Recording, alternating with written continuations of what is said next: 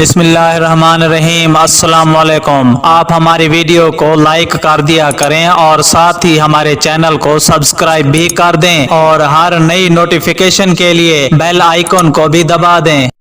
روس کی امریکہ کو ایران پر حملہ کرنے سے باز رہنے کی تلقین۔ روسی وزارت خارجہ کی جانب سے جاری بیان میں کہا گیا ہے کہ خطے اور باہر کے ممالک کو کشیدگی بڑھانے والے اقدامات سے گریز کرنا چاہیے۔ ایران سے متعلق امریکی پالیسی کے تناظر میں غیر تعمیری اقدامات کشیدگی بڑھائیں گے۔ واشنگٹن کی ایران کے خلاف سخت کارروائی کی تجویز ناقابل قبول ہے۔ تفصیلات کے مطابق روس نے ایران کے خلاف امریکہ کے جاری بیان میں شدید رد عمل دیا ہے۔ روسی وزارت خارجہ کی جانب سے جاری بیان میں خطے اور باہر کے ممالک کو کشیدگی بڑھانے والے اقدامات سے گریز کرنے کا مشورہ دیا ہے۔ روس نے یہ بھی واضح کیا ہے کہ ایران کے خلاف سخت کارروائی کی تجویز ناقابل قبول ہے۔ روس نے موجودہ کشیدہ حالات میں اپنی حمایت ایران کے پلڑے میں ڈالی ہے۔ واضح رہے کہ 2 روز قبل سعودی عرب کے سب سے بڑی تیل تنصیبات پر حملہ کیا گیا تھا، جس کے باعث سعودی عرب کی تیل کی پیداوار اور سپلائی